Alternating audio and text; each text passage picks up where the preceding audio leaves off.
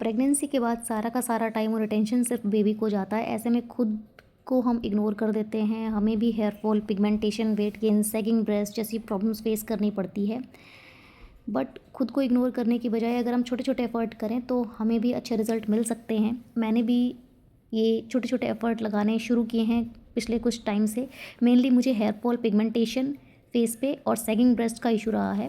तो इस वीडियो में मेनली मैं हेयर फॉल के बारे में बात करूँगी, जिससे मैंने छोटे छोटे चेंजेस करके मुझे अच्छे रिज़ल्ट मिल रहे हैं।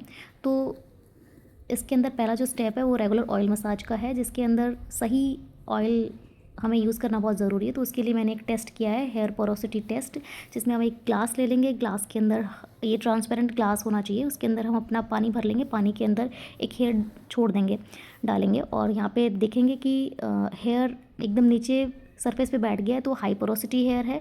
उसके लिए ऑयल अलग यूज़ करना है। अगर बीच में है तो मीडियम है, और अगर ऊपर ही तैर रहा है, जैसे कि मेरा हेयर लो पोरोसिटी हेयर ऊपर ही तैर रहा है, तो उसके लिए ऑयल अलग होगा।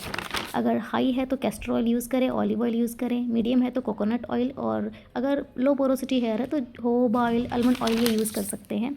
तो रेगुलर हेयर ऑयल मसाज से ब्लड सर्कुलेशन इम्प्रूव होता है और बालों को नरिशमेंट मिलता है। नरिशमेंट अगर मिलेगा तो बाल स्ट्रॉन्ग होंगे और हेयर फॉल नहीं होगा। तो यहाँ पे मैं मेरे लो पोरोसिटी हेयर के लिए आलमंड ऑयल मेरे पास अवेलेबल है, तो मैं वो यूज़ कर रही हूँ।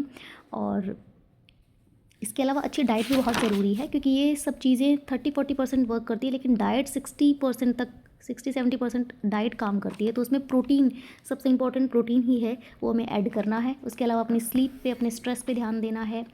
और यहाँ पे मैं एक विटामिन ई का कैप्सूल भी इस ऑयल के अंदर ऐड कर रही हूँ। अगर आपके पास है तो आप भी ऐड कर सकते हैं। इससे बालों के अंदर शाइनिंग आती है, फ्रिजीनेस कम होती है।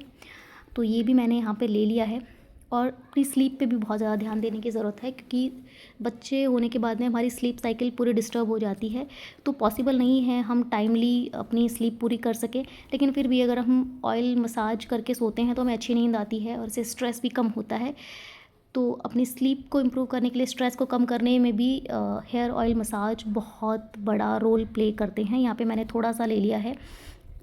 ये एलोवेरा जेल भी मैंने इसके अंदर ऐड किया है, अगर आप भी चाहते हो तो ऐड कर सकते हैं। उसके अलावा यहाँ पे मैं कुछ प्रोडक्ट रिकमेंडेशन आपको बताने वाली हूँ, जो कि पेड बिल्कुल भी नहीं है। ये मेरे अपनी पैसों से ख़रीदे हुए प्रोडक्ट्स हैं। जैसे कि लॉरियल का ये सीरम बहुत काम का सीरम है, थोड़ा महंगा है बट अच्छा है। और इसके साथ साथ जो सेकंड प्रोडक्ट है वो है कंडीशनर, जो भी बालों के अंदर फ्रिजिंग हो जाती है, फ्रिजनेस हो जाती है, उसको कम कर देता है। तो मैं यहाँ पे लॉरियल